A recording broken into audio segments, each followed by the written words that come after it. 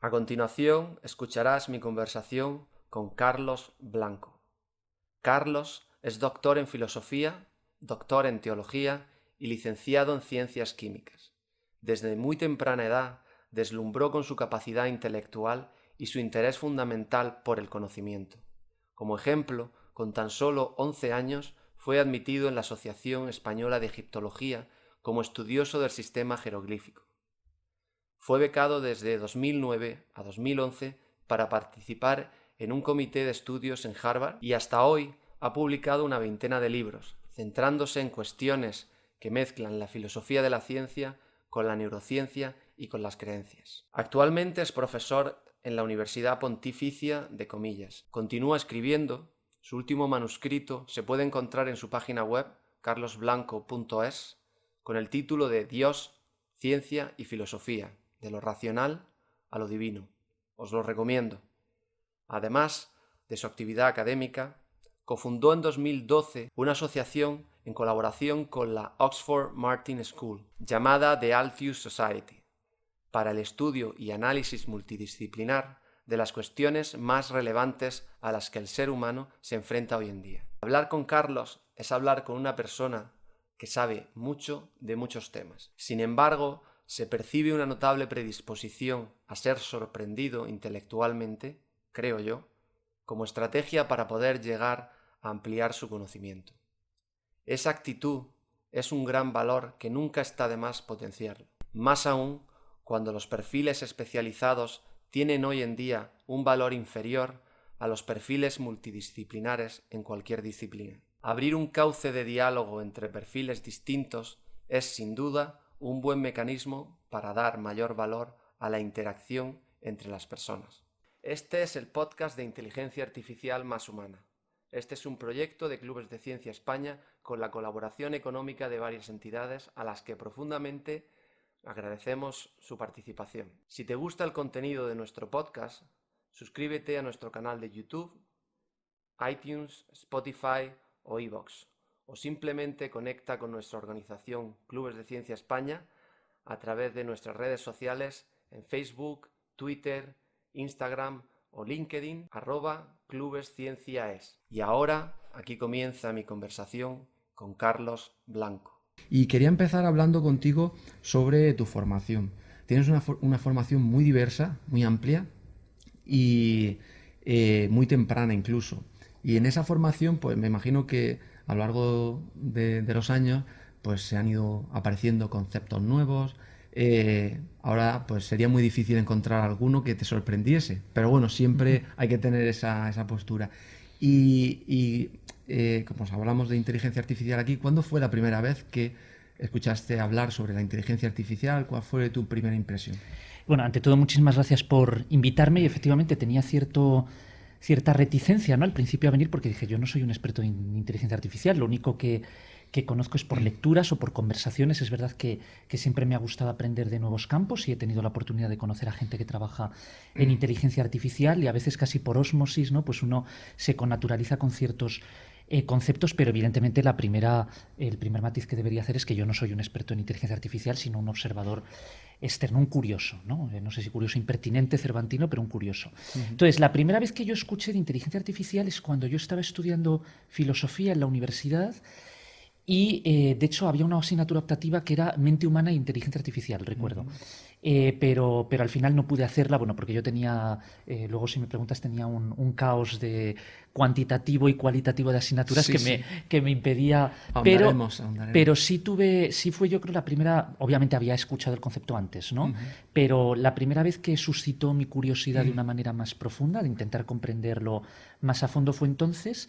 Luego, lo cierto es que yo tenía ciertos prejuicios filosóficos, muchos sobrevenidos y otros autocreados, diciendo, bueno, eso no va a ser posible, la inteligencia artificial es una utopía inalcanzable, que luego se fueron disipando. O sea, hubo unos años en los que no me interesó para nada, pero luego a partir de 2010-2011 me interesé muchísimo por la neurociencia y el problema mente-cerebro, y eso además me permitió que convergieran muchos intereses filosóficos míos, que en el fondo siempre desembocaban, ¿no?, en esa dualidad entre lo material, lo supuestamente inmaterial, el cerebro, la mente, y claro, ahí el paso ulterior era muy bien, tenemos la mente, entre comillas, natural, podremos crear una mente artificial. Y sí, y lo cierto es que leí bastante, tanto de artículos como de libros, pero evidentemente nunca lo he estudiado de una manera sistemática. O sea, yo no soy un experto que te pueda hablar de la mecánica, ¿no?, de los sistemas artificiales. Pero sí me parece muy importante, ¿no?, que los filósofos, yo creo que con herramientas conceptuales diseñadas por ciertas ramas de la filosofía, yo creo que pueden participar en la discusión sobre la naturaleza de la mente, sobre lo artificial, sobre la inteligencia artificial y sobre las implicaciones éticas y sociales de la inteligencia artificial. Sí, sí, sin duda, sin duda. Hablabas de la dualidad, bueno, de uno de tus focos de investigación, la mente y el cerebro, esa dualidad. Actualmente pienso que el foco está en que esa mente está en el propio hardware, en el propio cerebro, no está fuera de ahí. Sobre todo la postura científica, o sea, la neurocientífica, yo creo que se basa en esa postura. Tú lo haces desde un prisma mucho más diverso, ¿no? Desde la filosofía incluso, desde la ciencia también. Y la primera pregunta que te quería hacer en relación a eso es ¿piensas que ese foco que hay en pensar sobre la dualidad mente-cerebro, en focalizarla en el cerebro, es correcto, es el correcto, o ya estamos partiendo de la base que estamos mal encaminados? Evidentemente estamos ante una de las grandes fronteras del conocimiento humano, ¿no?, que es la naturaleza de la mente. Entonces podemos aventurar hipótesis, modelos, pero lo cierto es que nadie lo sabe, nadie puede explicar de momento las facultades cognitivas más elevadas, o por lo menos más características de la especie humana, todavía se resisten. Yo pienso, en primera aproximación, yo lo que diría, y en esto yo evolucioné, ¿no? O sea, inicialmente yo tenía una visión más dualista, digamos más cartesiana, de, por un lado, el cerebro y por otro lado una especie de yo que es capaz de controlar el cerebro, ¿no? Una sustancia invisible, ¿no?, que controlaría no se sabe cómo el cerebro. Pero claro, luego me fui convenciendo, y sobre todo cuando tienes en cuenta la perspectiva evolutiva, de que ese marco no me llevaba a ninguna parte. Porque aunque no hayamos explicado todavía cómo del cerebro surge la mente, o por lo menos no lo hayamos explicado de una manera absolutamente mecánica, clara, con un proceso, ¿no?, un itinerario nítido de A a B, cómo se produce exactamente por neurotransmisores, por conexiones sinápticas, cómo se produce, pero me cuesta creer que haya otra posibilidad, es decir, sería casi por descarte. Yo me considero siempre abierto de mente, es decir, si en un momento pienso una cosa, pero si luego se me convence o veo que eso no lleva a ningún lado, no me importa cambiar. Pero me cuesta mucho creer que la mente no sea, en el fondo, sino el funcionamiento del cerebro. Entonces, tú hacías la metáfora del hardware y del software, es la metáfora un poco funcionalista, ¿no? Sí. Yo creo que esa hoy en día es insuficiente, en el sentido, o por lo menos se tiene que interpretar el software no de una manera estática, como un programa que tú ya introduces en el ordenador y ya está diseñado, ya tiene un código de instrucciones fijo, sino en interacción con el ambiente. Es decir, que es un software que, por supuesto, viene diseñado en parte por un programa de instrucciones genético, pero luego, sobre todo, se está diseñando en interacción con el ambiente.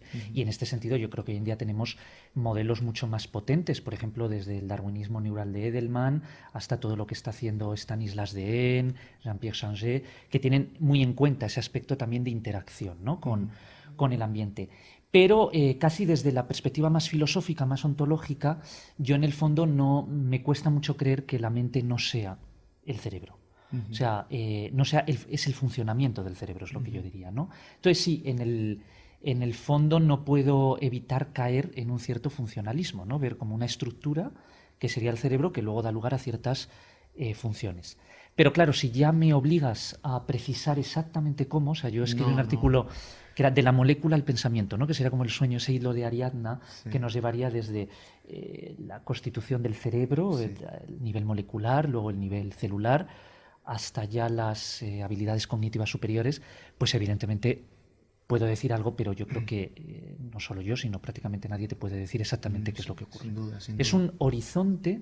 El otro día hablaba con un famoso catedrático de psicología que me decía, yo creo que eso va a ser imposible, porque para comprender la autoconciencia tienes que usar tendrías que estar en una facultad superior a la conciencia, ¿no? Como que, y decía, bueno, no, digo, yo soy un poco más optimista, porque a mí me parece que justo la conciencia tiene esa capacidad de superarse continuamente a sí misma, entonces, ¿por qué no podría comprenderse a sí misma? Pero reconozco que es una... No sé si sería tan pesimista como el famoso filósofo... Se convierte casi en un puzzle el plantearte este tipo de cosas. O sea, dices porque tenemos las piezas, pero no sabemos cómo... Sí. Bueno, quizás nos falten algunas piezas en ese puzzle.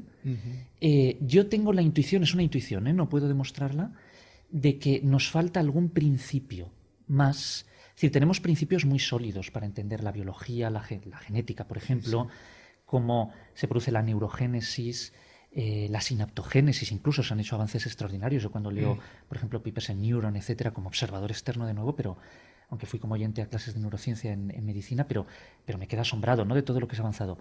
Pero tengo la sensación de que falta algún principio explicativo.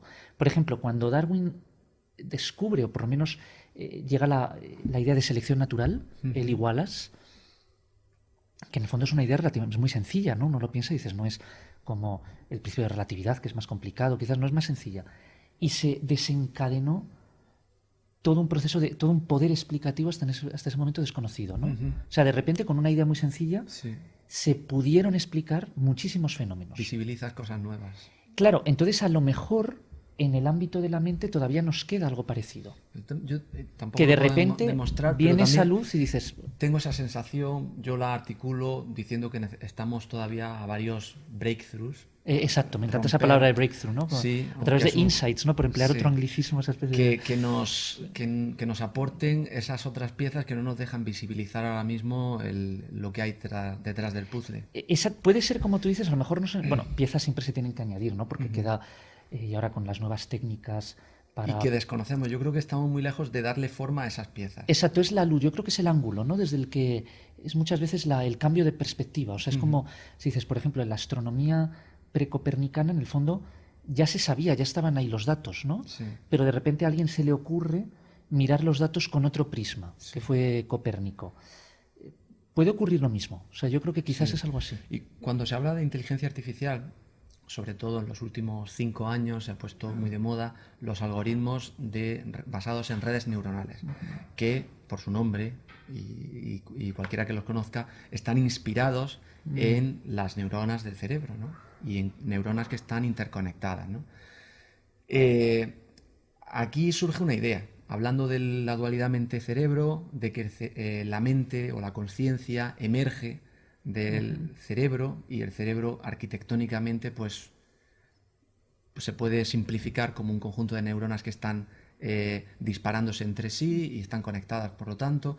Pero claro, existe la idea esta pretenciosa de pensar que si construyes una red neuronal suficientemente grande,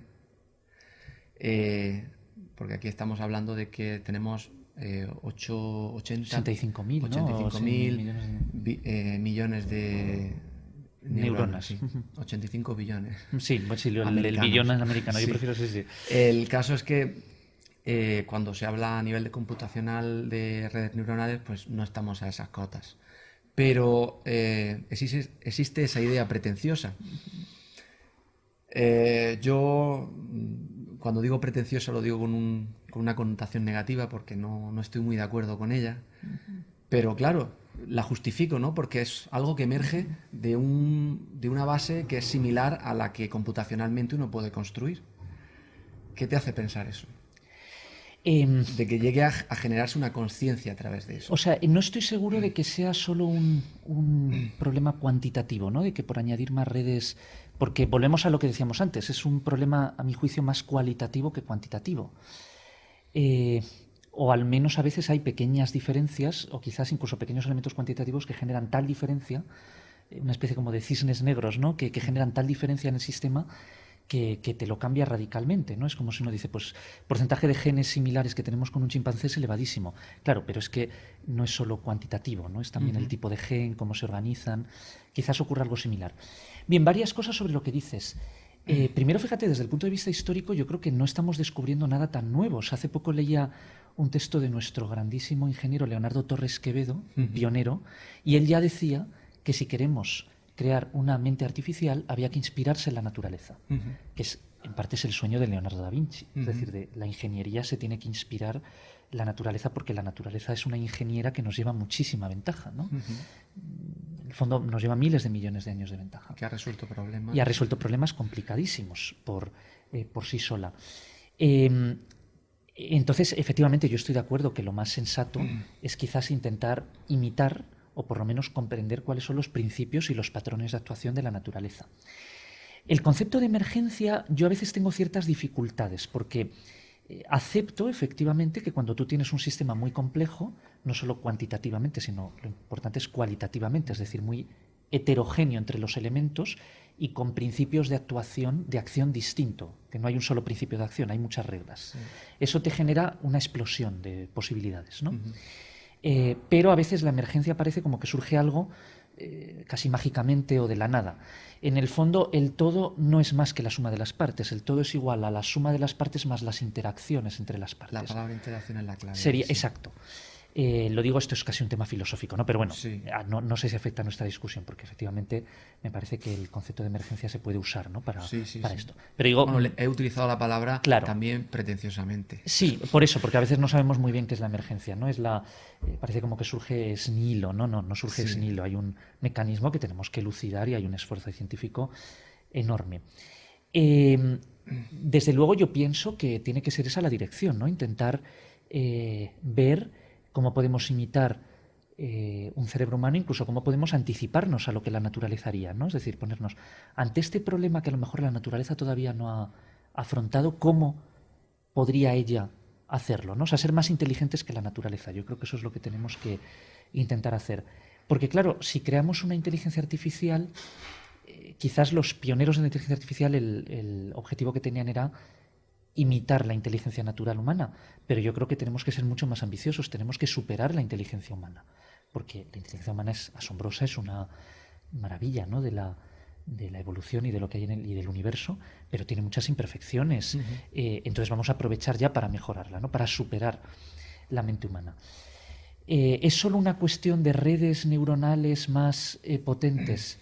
Yo ahí ya, evidentemente, ya es un tema del que no sé, o sea, no lo sé, no estoy puesto en ello. Yo creo que esa investigación está avanzando mucho ahora por lo que he leído con todo el tema del aprendizaje no supervisado, que eso me pareció fascinante la primera vez que escuché ese concepto de aprender a aprender. Sí. Es decir, con un programa de instrucciones tan flexible que esa máquina es capaz de aprender a aprender. Y de hecho escuché hace unos años en Oxford a Shane Leck, que es uno de los que creó AlphaGo, ¿no? Con Demis Hassabis, que luego lo vendieron a Google y un poco intentaron aplicar, ¿no? Esta idea a la inteligencia artificial. A mí eso me pareció fascinante, porque es como un concepto que dices, esto abre nuevos horizontes. Pero no me siento capacitado para ver cuáles son los escenarios a los que va a conducir. Yo creo que tiene que ir por ahí, pero sigo insistiendo en el problema de los principios, ¿no? Vale, eso es una dirección y explorémosla más, pero hay que explorar. A veces es cuestión no solo de seguir en esa dirección, sino de ir con otras direcciones en paralelo, de explorar otros itinerarios conceptuales. Sí, ¿no? Yo creo que la sensación es que se avanza en esa dirección porque es la más plausible. La más plausible, pero avanzas, yo creo, la persona que se dedique a avanzar, avanza con una sensación de que me falta algo, me falta alguna herramienta. Es que el pensamiento, por lo menos el pensamiento abstracto, no es solo, yo creo, poder de cómputo. O sea, es un darse cuenta, es no tanto un cómputo cuantitativo como cualitativo, es el relacionar las piezas, el encontrar conexiones entre los elementos, aunque los elementos los tienes ahí. Entonces, bueno, pues eso es como un camino en paralelo, ¿no? Frente al puro poder de cómputo, que sería el cálculo bruto. Entonces, bueno, pero yo soy optimista, o sea, yo antes, ahora quizás esté pecando, puede pasar de un extremo, ¿no? En el péndulo. Antes era mucho más escéptico y ahora soy mucho más crédulo, quizás, en las posibilidades de la inteligencia artificial. Bien, pero yo creo que hay un escenario fascinante, hay que explorarlo. Sí. Y bueno, a raíz de esa idea, que ya te digo que bueno, es muy, muy discutible, me surge otra. Y es que, claro, estamos trabajando en una línea en la que estamos generando una tecnología que intenta imitar al ser humano, de una manera estrecha, se dice, ¿no? de tareas específicas, ya sea supervisada o no supervisada o con cualquier otra estrategia creativa, ¿no? Pero eso es algo que históricamente lo hemos asociado hacia nosotros de un creador que ha habido por encima de nosotros. Ese concepto de la divinidad, ¿no? Que nos crea. Y de alguna manera entonces se me plantea la situación de que estamos jugando a ser dioses, ¿no? Estamos jugando a crear lo que antiguamente y en nuestro ADN o en nuestras creencias hemos llevado a asociar a un ser superior a nosotros. Bueno, pues no sé, es una reflexión que tengo y no sé si la compartes. Es que ser humano es jugar a ser Dios, es intrínseco a nuestra humanidad. Toda la cultura, o sea, la creación del mundo de la cultura, el arte, por ejemplo, la búsqueda de belleza y de expresión, la ciencia, la búsqueda de comprensión, de comprender los principios, el conocimiento, la ética, la política, en cierto sentido es jugar a ser Dios, es decir, es crear un mundo que ya no nos viene dado solo por la naturaleza, sino que ya responde a nuestra imaginación, a nuestra creatividad, al simbolismo, al pensamiento. Es no solo adaptarse al medio, sino adaptar el medio a nosotros, es intentar imponernos sobre el mundo. Eso es ser dioses, ¿no? Pero no dice ya la Biblia, sois dioses, ¿verdad? Eso me parece en el Génesis y muchas tradiciones sapienciales y religiosas. Yo creo que tradicionalmente tradicionalmente lo más complejo se explicaba de arriba abajo, top down. Por ejemplo, Descartes tiene un argumento muy interesante que él dice, como el hombre tiene la idea de infinito, pero él es finito, tiene que haber un ser infinito que haya puesto la idea de infinito en él. Exacto, sí. ¿Verdad? Tiene que ser de arriba abajo.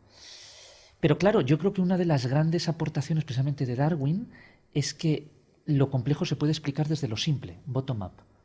Entonces tú puedes incluso descomponer la idea de infinito. Y luego viene Cantor y toda la investigación matemática y te das cuenta de que la idea de infinito no es monolítica, hay distintos tipos de infinito y podemos racionalizarlo.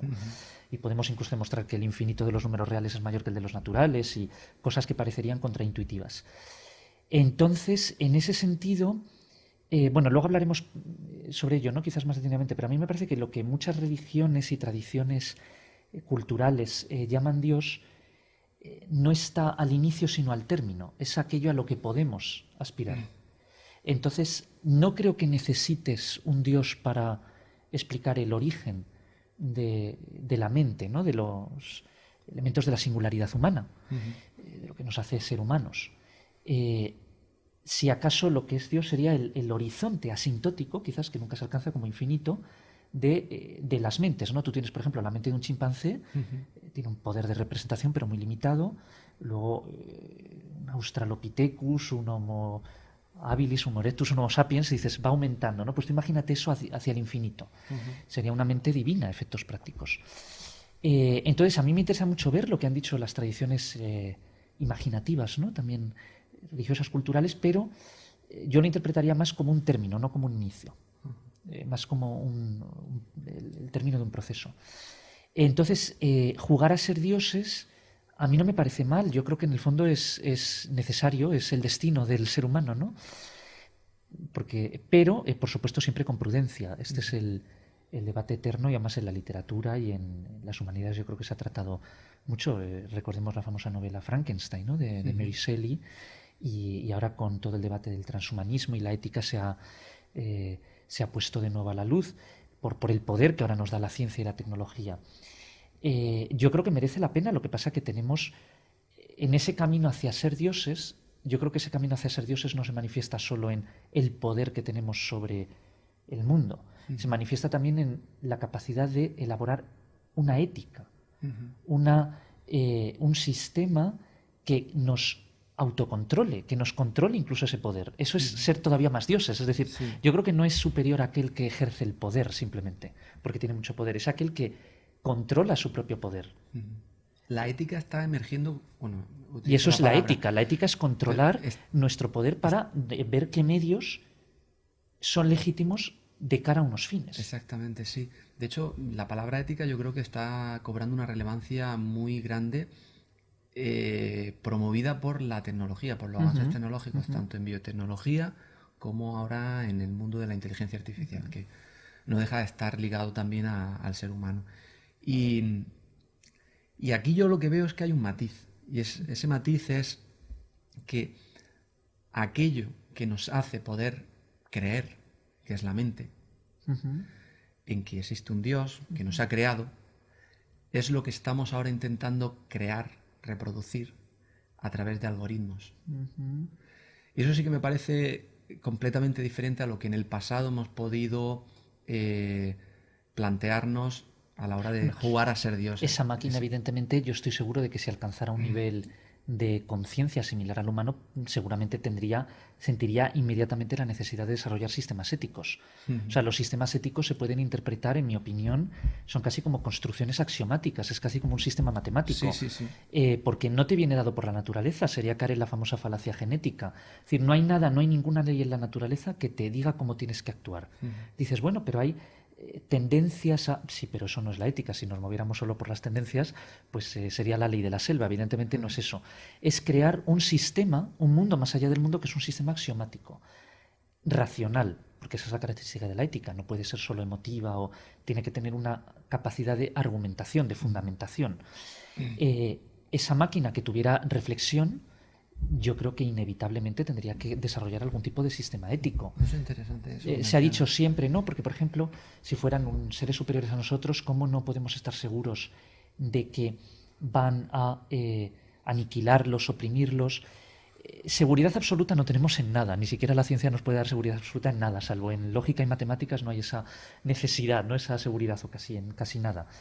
Pero yo cambio el argumento. Digo, bueno, justamente porque es una mente superior a la nuestra, evidentemente va a tener más lucidez, va a ver las cosas mejor y probablemente vería la necesidad de diseñar sistemas éticos mejores. Cuando hemos progresado más es cuando nos hemos dado cuenta de que no podemos preocuparnos éticamente solo por nuestro grupo social. Hemos ido ampliando el horizonte de nuestra preocupación ética, incluso ahora los animales. Si vemos en perspectiva histórica, por ejemplo, cuando los españoles llegamos a América, al final, a las pocas décadas, hay todo un debate en la Universidad de Salamanca, ¿verdad?, sobre si los indios tienen alma y se aprueban leyes de Indias. Hubo justamente una reflexión civilizatoria también. Entonces, que una civilización o una especie con tecnología superior, yo creo que no hay por qué temerla. Justamente tecnología, no solo tecnología, con conocimientos, con una reflexión superior, precisamente porque tiene esa reflexión superior, lo más seguro, quizás es un poco de utopismo, es que tuviera una perspectiva ética más luminosa que nosotros. Sí, bueno, no podemos... No estoy seguro, puede que no, pero... Sí, aquí yo creo que vamos a especular un poco, pero... Hablar del futuro es especular. Claro, pero creo que el ejercicio nos posiciona en llegar a plantearnos cosas que pueden estar ahí cerca o no, y que es bueno empezar a valorarlas, ¿no? Yo creo que anticiparse, o sea, una de las características fundamentales, si me dices, ¿en qué se manifiesta la racionalidad? Yo creo que es en capacidad de justificar, es decir, de conectar premisas y consecuencias, y la capacidad de anticiparse, es decir, de saltar de una consecuencia a otra. Sí. Entonces, anticiparse a escenarios posibles no es algo ocioso, yo creo que es algo necesario. Que luego a lo mejor no se dan esos escenarios, bueno, pero nunca... Y de hecho, al hacer el ejercicio de anticipación, podemos descubrir nuevas posibilidades de pensamiento. Por eso es tan importante la teoría pura, igual que es tan importante la ciencia básica, aunque no tenga una aplicación directa, o es tan importante también la filosofía, el pensamiento puro. Precisamente por eso, porque lo que nos hace humanos es pensar racionalmente. Y esa capacidad de anticiparnos a escenarios, de relacionar ideas, aunque luego no se traduzca en nada práctico, ya es práctico, creo. Sí. Otra de las cosas que me surgen al reflexionar sobre esa primera idea de adquirir conciencia a través de algoritmos es la siguiente, y está muy conectada con el mito de la caverna platónico.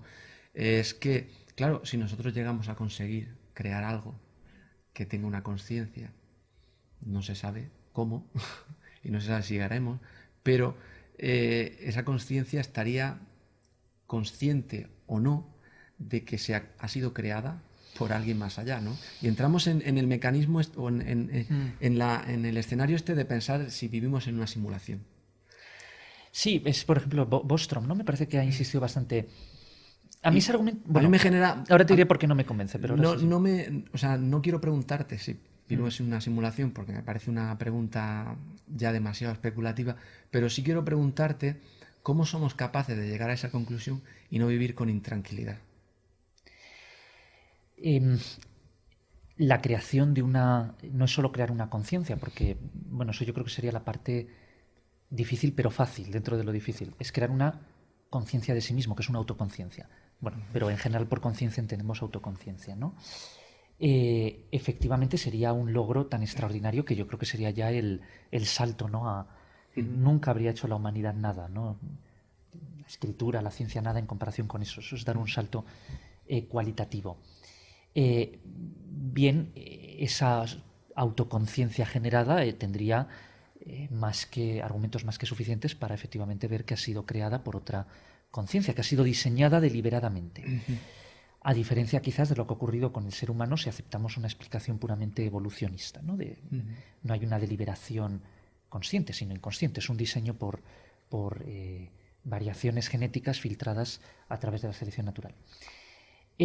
Pero eso no entiendo por qué debería llevarla a pensar que hay una simulación. O sea, yo el problema de los argumentos de la simulación es el siguiente, porque tú imagínate, decimos, vale, este mundo es una simulación creado por una especie tecnológicamente superior. Sí, sí. Bueno, pues esa especie también tendría la misma duda, y si ellos no han sido también simulados por otro. Sí, sí. Entonces tienes un problema de regresión infinita. Uno ha sido simulado, por otro ha sido simulado, por otro ha sido simulado. Entonces yo ahí siempre aplico, ya sé que no es una demostración absoluta, pero es la navaja de Occam, es decir, me parece mucho más sencillo pensar que no corto la línea de simulaciones. Claro, si uno se pone estricto, tampoco sería como el problema de Berkeley. Tú tampoco le puedes demostrar a Berkeley que el mundo existe con independencia de tus percepciones, pero puedes hacer inferencias que yo creo que te llevan a pensar que el mundo existe con independencia de tus percepciones y que ser no es solo ser percibido, ¿no? Entonces, en ese sentido, no veo. No me ha convencido nunca el argumento de la simulación, porque explicas lo oscuro por lo más oscuro, o sea, tienes que añadir un problema aún mayor. Es igual que en mecánica cuántica, bueno, ya sé que sería irnos por otra, pero todo el problema de los muchos many worlds, ¿no? Los muchos mundos, la interpretación de Everett y que hay para explicar el famoso experimento de la doble rendija desde el punto de vista cuántico, etcétera. Bueno, es que al final para solucionar un problema tienes que añadir muchísimos más problemas, que es que hay muchísimos más mundos, ¿no? Entonces en general soy escéptico, ¿no? Cuando a falta de evidencias para solucionar un problema tú tienes que crear un problema mayor, ¿no? Sería un poco el problema. Es un argumento pragmático, sé que no es un argumento definitorio, aunque si tuviéramos más tiempo quizás pues te desarrollaría, lo tengo escrito en algún sitio, argumentos un poco más a mi juicio definitorios sobre por qué no vivimos en una simulación. Pero bueno, en cualquier caso, imagínate, vale, vivimos en una simulación y, o sea, efectos prácticos para nosotros no creo que cambiara mucho nuestra vida, ¿no? No veo dónde estaría la... Bueno, y me dice, no, en el fondo vivimos en un holograma, no en 3D, sino en 2D, porque al igual que toda la información en un agujero negro se puede contener en 2D en vez de en 3D, nosotros... Bueno, y... La visión de Platón en el mito de la caverna, para la cual tú conoces mucho más, creo que generaba cierta frustración en esas personas que estaban dentro de la caverna al salir fuera y se sentían como deslumbrados. Bueno, pero también... Sí. Ese deslumbramiento te genera, pues bueno, la analogía sería esa incomodidad de haber descubierto algo. Pero no tiene por qué ser incomodidad, a mí me genera fascinación. O sea, yo creo que toda la historia de la mente humana es un deslumbramiento continuo en el que vamos... Es como que siempre hemos vivido en simulaciones, o sea, nuestro mundo era mucho más pequeño cuando vivíamos en la caverna, digamos, y lo hemos ido ampliando. Entonces, hemos ido saliendo, nos hemos ido deslumbrando. Pero a mí más que inquietud me genera fascinación, decir, y ese horizonte quizás sea infinito. Entonces, antes no sabíamos que existía la materia oscura y ahora sabemos que existe la materia oscura. Dice, qué horror que hay ahí, ¿no? Que... Bueno, a mí me genera muchísima más curiosidad. Entonces, no es tanto más que una simulación, es descubrir dimensiones más profundas de la realidad en el camino hacia el fundamento, que probablemente sea asintótico, probablemente no lleguemos nunca, pero es ir descubriendo más dimensiones. Entonces, yo estoy seguro de que incluso un ser superior a nosotros siempre se estaría sorprendiendo, o sea, que la realidad siempre podría sorprendernos, sería algo infinito. A veces nos puede frustrar o inquietar. Me engañaría a mí mismo si dijera que no. Es decir, efectivamente, a veces cuando descubres ciertas enseñanzas de la ciencia o del pensamiento, posibilidades que los filósofos y los artistas han contemplado ya, te puede entrar una angustia casi kierkegaardiana, ¿no? De verme ante un abismo. Incluso también a veces el tener más posibilidades te angustia, ¿no? Porque tienes más conciencia de la posibilidad y dices, tantas posibilidades que no voy a poder ejercer, ¿no? Bien, yo creo que eso es una... Efectivamente, todos caemos a ello, pero lo que me parece que tenemos que aprender es a ver eso como desde un punto de vista más luminoso, ¿no? De un horizonte, y nosotros vernos como creadores de ese horizonte. Vale. Bueno, lo mencionabas al principio, creo, corrígeme si me equivoco, que has completado los estudios de filosofía, teología y química. Hace ya y en paralelo. Sí, fue. Si vale. Antes me preguntabas si claro, pues eran a la vez. Vamos a entrar a hablar un poco de la creatividad. Y en ese escenario, pues me surgen dos preguntas, ¿no? Una es si en ese proceso de estudio de 3 disciplinas diferentes, y algunas pues se podría decir que radicalmente diferentes, ¿no? Si has encontrado cosas, conceptos en una que te han ayudado a la otra a sobrellevarla o a avanzar o a profundizar de un prisma diferente, ¿no? Te estabas poniendo en un escenario interdisciplinar ya de por sí, como un experimento, ¿no? Sin duda.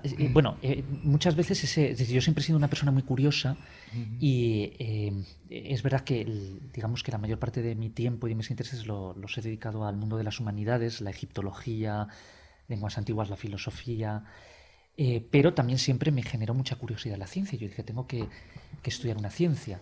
Y la química tiene la ventaja de que está como a medio camino entre la física y la biología. Entonces te llevas una visión científica del mundo muy, muy completa, ¿verdad? Porque digamos que la física lleva la química y la base de la biología es la química, o sea que está medio de ambos. Claro, también es cierto que el sistema ahora está cambiando, ¿no? El sistema educativo y la universidad. Ahora yo creo que vivimos en un tiempo, hace poco tenía que hablar para una conferencia de Internacional de Educación en Belgrado, no pude ir porque tenía otro compromiso, pero bueno, por Skype, y justo lo que decía es que hoy en día vivimos en un momento en el que uno puede diseñar su propia agenda educativa. O sea, hay muchísimas más posibilidades y grados triples, dobles, de todo. Incluso puedes aprender escuchando conferencias.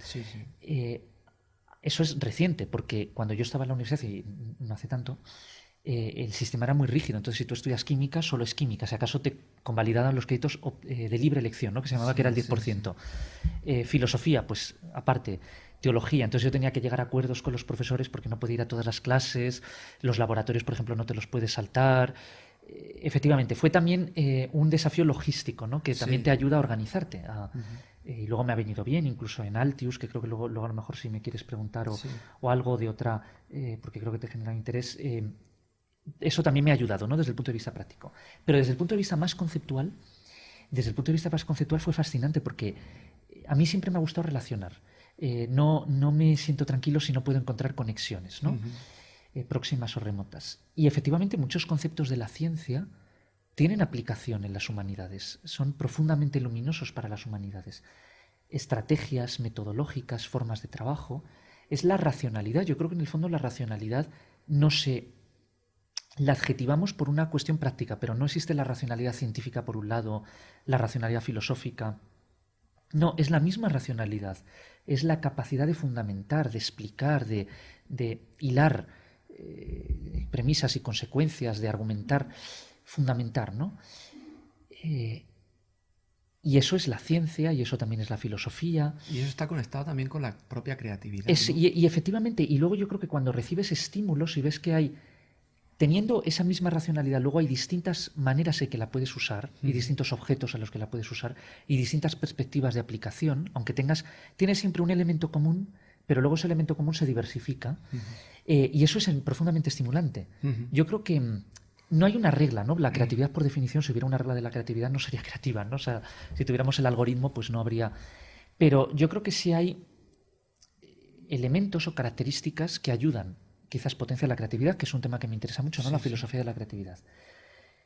Y uno de ellos es la diversidad de estímulos. O sea, cuando escuchas estímulos de diversa procedencia, por eso es tan bueno relacionarse con gente que piensa de manera distinta. A mí siempre me gustó conocer a gente de distintas ideologías políticas, religiones, procedencias. Sí, sí. Y me siento muy afortunado porque desde que fui un niño, quizás por todo lo que tuvo que ver también los medios de comunicación, etcétera, pude conocer a gente muy diversa. Y eso es profundamente estimulante. Mientras que si uno se encierra solo en el mismo tipo de estímulos, la creatividad creo que surge, es una tensión ¿no? Entre lo uniforme y lo absolutamente disforme. Evidentemente, si estamos en un caos absoluto de estímulos y uno está moviéndose de un lado para otro y estímulos continuos, eso tampoco te lleva a nada, eso es una dispersión. Pero si estás en algo que es lo mismo siempre, estable, sin perturbaciones, eso yo creo que tampoco te ayuda a crear. Claro, eso te iba a decir. Es un equilibrio, un óptimo.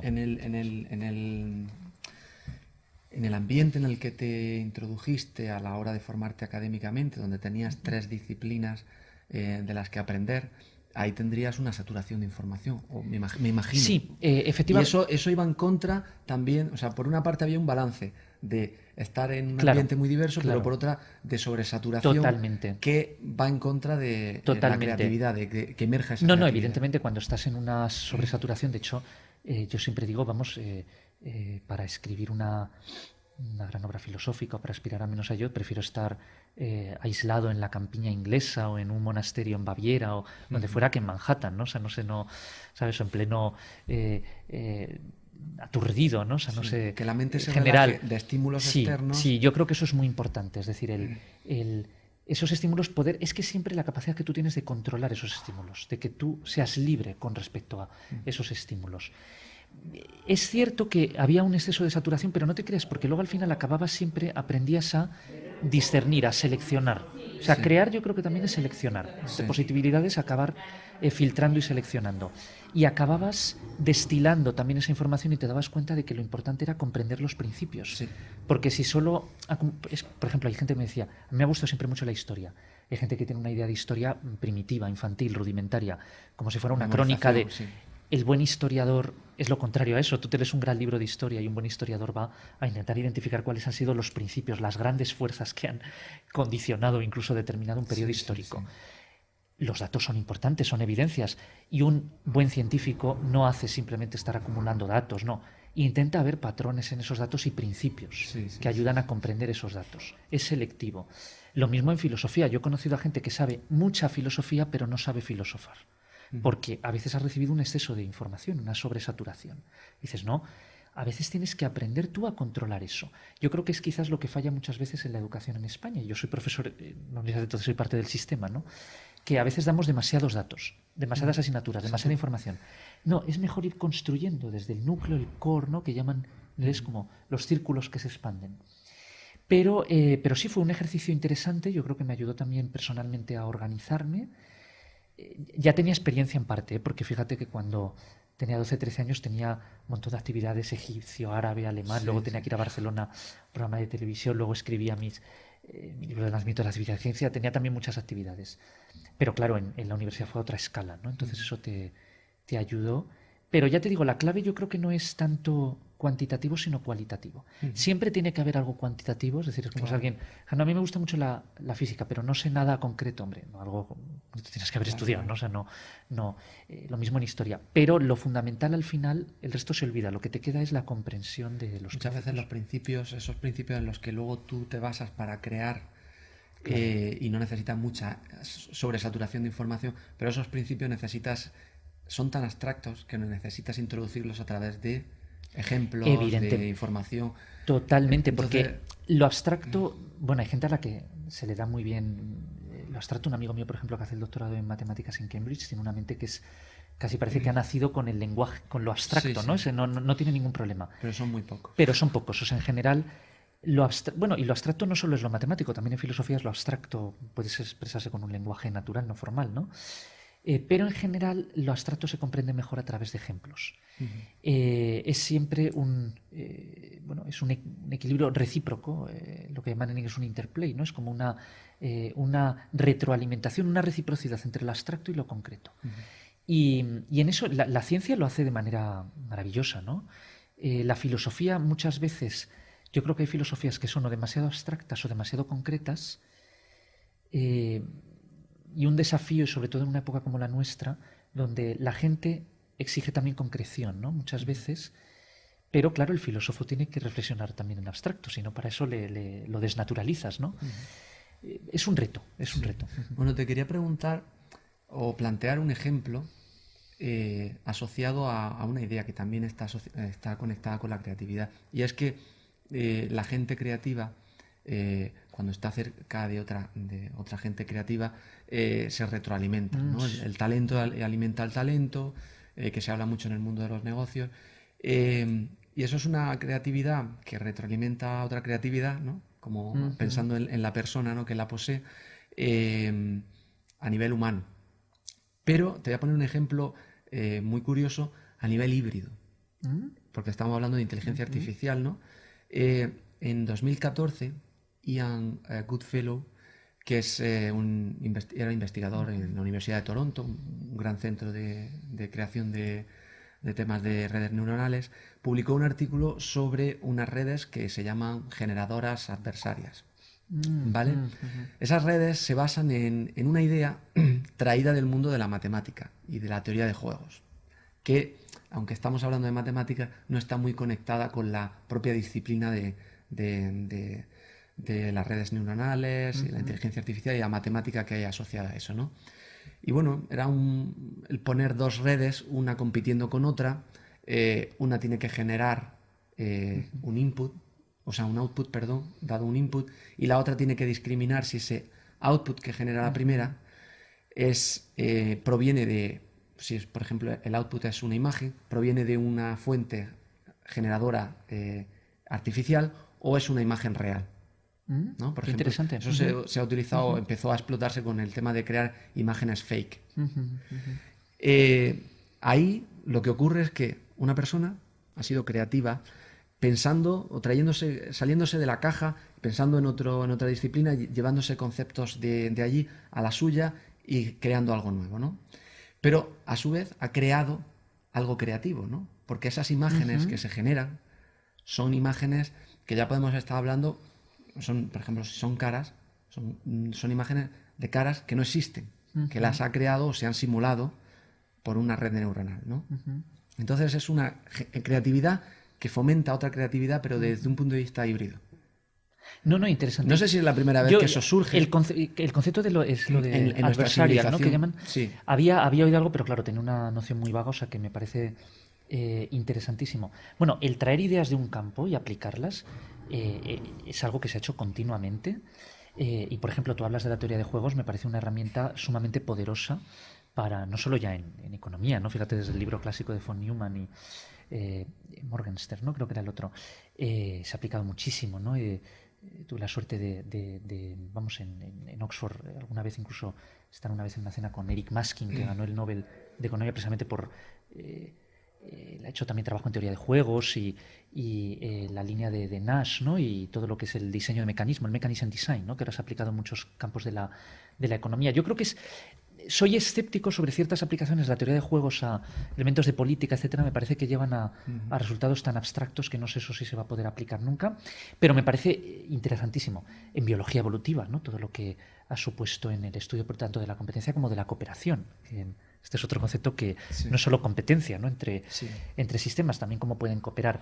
A mí me parece muy interesante, ¿no? Esa es una herramienta que yo creo que es sumamente poderosa. Claro, entonces... Siempre yo creo que por experimentar, atraer, extrapolar principios de una disciplina a otra, yo creo que eso siempre es positivo. Sí. Antes mencioné el darwinismo neural de Edelman, eso viene por... Edelman era premio Nobel en medicina, pero por inmunología, y él aplica conceptos de inmunología a la teoría de la mente, y yo creo que llega a conclusiones bastante interesantes. Por especular, yo creo que siempre tiene que ser un ejercicio libre, luego ya se irá viendo si eso lleva a algún escenario o no. Lo que tú me dices sobre la naturaleza de la creatividad, evidentemente la competencia yo creo que estimula la creatividad, la competencia y la cooperación, o sea, no solo las fuerzas opuestas, ¿no?, Es decir, tienes juego, igual que tienes juegos cooperativos y juegos no cooperativos, pues eso también hay creatividad por cooperación. Y efectivamente lo que tú decías al principio del talento llama al talento, ¿por qué no se puede aplicar también al talento de una máquina, entre comillas, cuando entendamos qué significa esa expresión, con el talento humano, ¿no? Igual que esto hay muchos ejemplos, ¿no? Múltiples ejemplos históricos. O sea, igual que, por ejemplo, pues en Alejandría tú tuviste una concentración de talento extraordinaria, o en Florencia.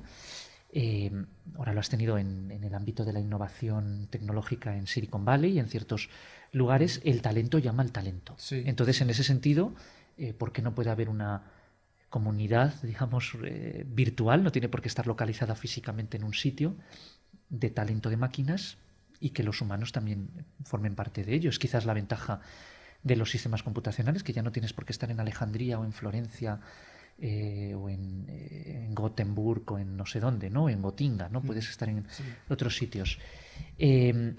Claro, a mí la creatividad me parece fascinante. Al final, si uno lo piensa, el gran misterio es la creatividad, cómo surgen las nuevas ideas. A nivel neurocientífico, ¿cuál es la...? A nivel neurocientífico, a nivel filosófico... Bueno, se han hecho muchos trabajos. Yo creo que se está últimamente investigando bastante, ¿no? En eso, la génesis de nuevas ideas. ¿Cómo se llega a crear nuevas ideas? Efectivamente, muchas veces por competencia, ¿no? Por cooperación, por asociación, por analogía. Ya Aristóteles se decía, ¿no? Que la analogía era una manera muy fructífera de llegar a nuevas ideas. Por concurso de mentes, también a veces por retraimiento, es decir, hablamos de los grandes núcleos de concentración de talento, pero a veces también, volviendo al tema de la saturación que tú mencionabas, hay gente que quizás no despliegue su creatividad adecuadamente si está en esos entornos con demasiado estímulo y con demasiada creatividad, y entonces a veces lo que necesita es irse. Esto lo dice incluso el propio Ramón y Cajal en Reglas y Consejos para la Investigación Científica. A veces dice que es bueno como evadirse una temporada o, por ejemplo, viajar o salir de tu entorno, aunque sea un entorno muy creativo, donde estés, para explorar nuevos horizontes, para tener nuevos estímulos, para sedimentar ciertos pensamientos. No hay una regla única. Esto es lo bonito de la creatividad. No hay una regla para la creatividad. Si tuviéramos una regla para la creatividad, ya no sería creativa, es un algoritmo, una regla. Lo que sí podemos comprender, yo creo, a mí lo que me fascinaría y es ver la mecánica exacta, ¿no? En el cerebro de cómo surge esa nueva idea, qué está ocurriendo, por qué en ciertas mentes que a veces están sometidas a casi los mismos estímulos y en un contexto muy similar, por qué es una la que tiene esa especie de gracia, ¿no? De momento de inspiración que parece casi mágico, ¿por qué esa y no otra? Eso es algo, ¿qué hay ahí? ¿Por qué es elegida esa y no otra? Podríamos democratizar la creatividad. Bueno, yo creo que todo ser humano es creativo a su escala, ¿no? Lo que pasa es que, claro, cuando estamos hablando de historia de las ideas nos centramos en las grandes manifestaciones de la creatividad, ¿no? En un Copérnico, en un Immanuel Kant, en una Madame Curie, en un Albert Einstein, pero todos somos creativos a otra escala, ¿no? Siempre tenemos que estar creando, no solo resolviendo problemas, sino creando problemas, que eso es lo que me parece que es más propio del ser humano. Yo creo que sí llegaremos a comprender más, pero claro, tener la regla, la pauta de la creatividad no creo que lo logremos. Me asustaría incluso, ¿no? Porque también ya no sería creatividad, ¿no? No habría esa sorpresa, que a mí me parece algo fascinante, ¿no? Cómo también la mente humana nos puede sorprender. Ahora hay ideas que ni se nos ocurren, ni estamos a años luz de esa idea, no mentalmente, y en unos años probablemente a alguien se le ocurra y cambie la visión. Al final es un proceso mental. Es que es la mente, a mí es lo que me fascina. La mente es el output de un proceso mental, igual que existen procesos mentales para identificar caras de personas conocidas, claro, o para cualquier otra tarea. O sea, la capacidad que tiene la mente de llegar, o sea, algo tan complejo biológicamente, pero en el fondo tan humilde, como es la mente humana, que tenga esa capacidad de llegar, por ejemplo, a condensar todo el universo en unas fórmulas matemáticas. En el fondo es casi o parte del universo, o que llegue a plantearse las grandes creaciones de la literatura, ¿no? O sea, por ejemplo, que esa mente te escriba la Ilíada o te escriba Hamlet, o las grandes obras de la arquitectura, ¿no? Las maravillas del mundo, cuando vas y visitas ciertos países, ¿no? O sea, hace poco estuve además fue un viaje muy seguido y a sitios muy distintos, que era Japón, Israel y el Yucatán. Y dices, fíjate qué distinto, ¿no? Porque no tiene nada que ver del Japón a Israel, al Yucatán. Me encanta la arqueología maya. Y dices que se te haya ocurrido, o sea, que sea también tan diversa, que sea capaz de suscitar eso. A mí me parece algo, no dejo de admirar. Es verdad que de la mente humana te surgen también guerras, destrucción, las mayores tragedias, pero que surja algo tan sublime como es la comprensión y como es la creación. Si eso es algo... No, desconocemos, es quizás siempre lo fascinante, ¿no? Que desconocemos cuáles son las auténticas posibilidades de la mente humana. Sí. Quería entrar a hablar contigo sobre Altius. Ajá. Altius es una asociación, corrígeme si me equivoco, que cofundaste en 2012. No sé si tiene sede en España o en Inglaterra. Bueno, sí, ahora... Pero un poco, ¿cómo surgió esa idea y cuál es vuestro objetivo? Es muy interesante porque, además, yo siempre he sentido que todo lo que he hecho es como muy abstracto, muy teórico, muy académico, intelectual, y dices, ¿qué estoy haciendo por algo práctico que ayude en la medida de lo posible, su granito de arena, a mejorar el mundo, a la humanidad, ¿no? Algo también práctico.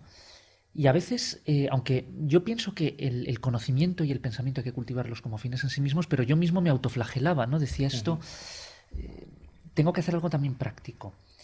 Y volviendo al tema que tú decías de la interdisciplinariedad y la curiosidad, y a mí siempre me ha gustado conectar ideas. Cuando yo tuve una beca y estuve de Visiting Fellow en Harvard 2 años, de 2009 a 2011, y lo más fascinante de Harvard me pareció no fue tanto el conocimiento, porque eso en el fondo está al alcance de muchos. Es verdad que ahí tienes grandísimos profesores, los conoces, hablas, vas a sus clases, pero lo que más me fascinó es la cantidad de estudiantes interesantísimos que conocí, de diversas ramas del saber. Incluso de españoles, por ejemplo, que estaban allí. Entonces, quedabas a cenar con ellos, ibas a eventos y tenías conversaciones interdisciplinares. Y yo, por ejemplo, nunca me había interesado por la economía y de repente uno que estaba haciendo sobre economía me daba papers para leer, teníamos discusiones, me obligaba a refinar mis argumentos. Gente de inteligencia artificial, gente de economía, gente de política internacional, gente de filosofía, de historia. Y claro, al volver a España, con uno de mis mejores amigos, que yo le había conocido allí, claro, llegamos a la conclusión de que aquí estaba todo más compartimentado, ¿no? Si tú eres de derecho, solo hablas de derecho, de economía, de física con físicos, era todo como mucho más compartimentado. No había tantas redes de conexión.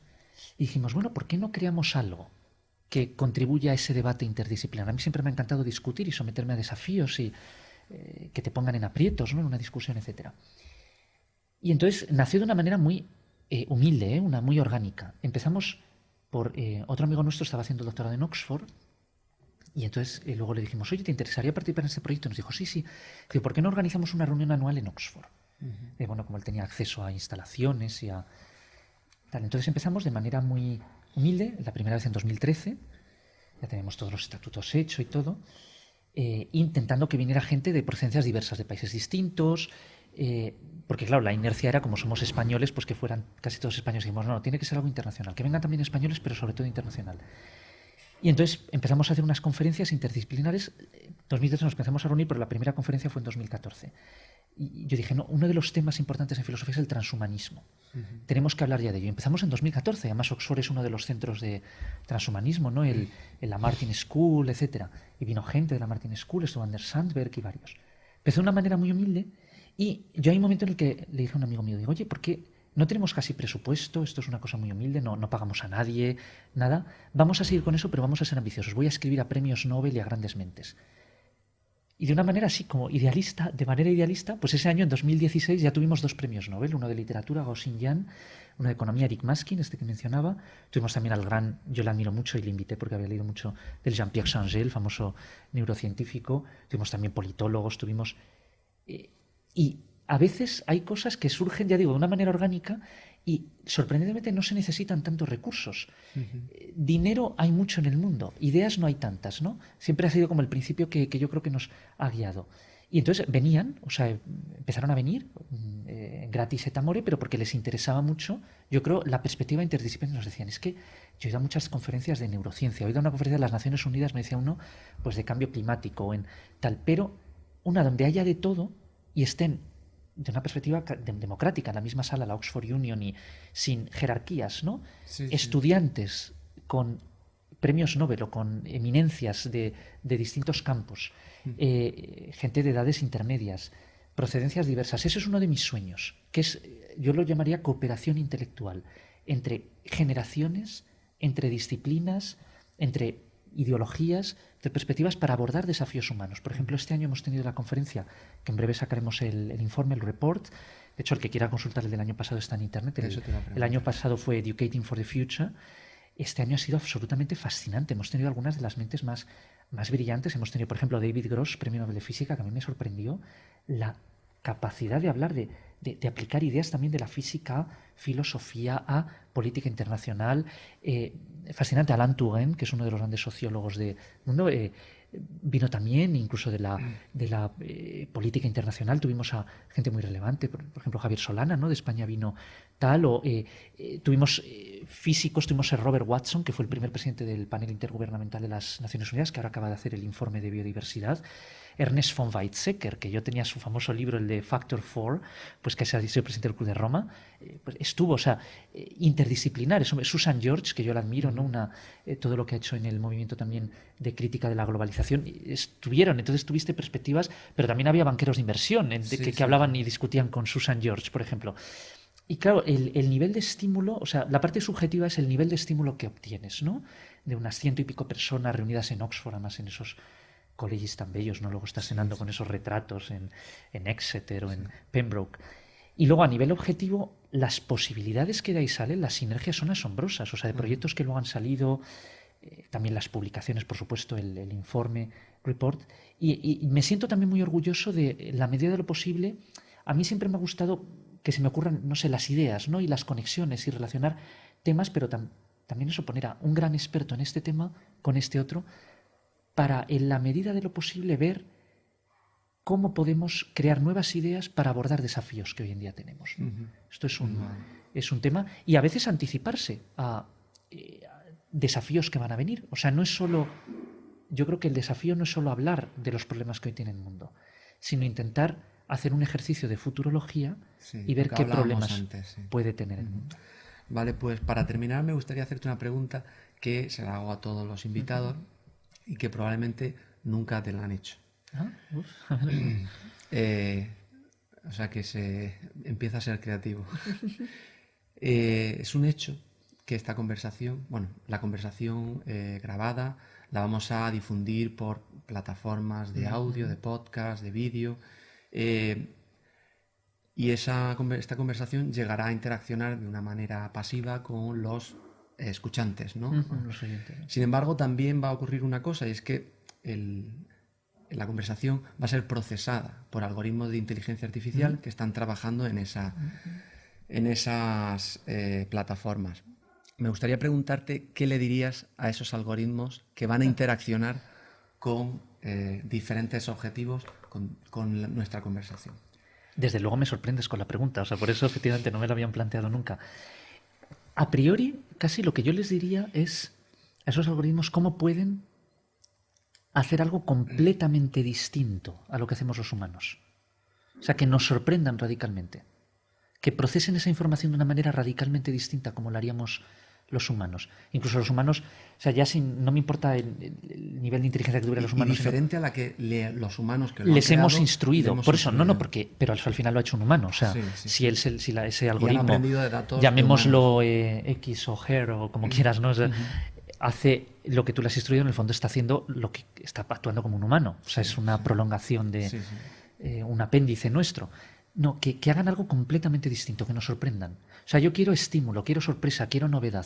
Entonces, igual que si un chimpancé pudiera hablar y reflexionar como hacemos nosotros, seguro que se quedaría completamente obnubilado, abrumado por lo que han hecho los humanos, ya incluso un humano muy primitivo, que hagan algo, o sea, que nos sorprendan.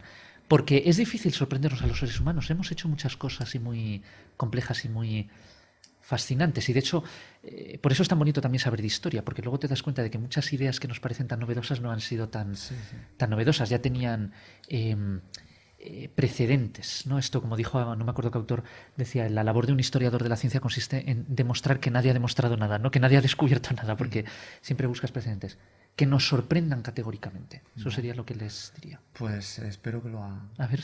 Muchísimas gracias. Gracias a vosotros, ha sido un placer y me lo he pasado muy bien. Muchas gracias.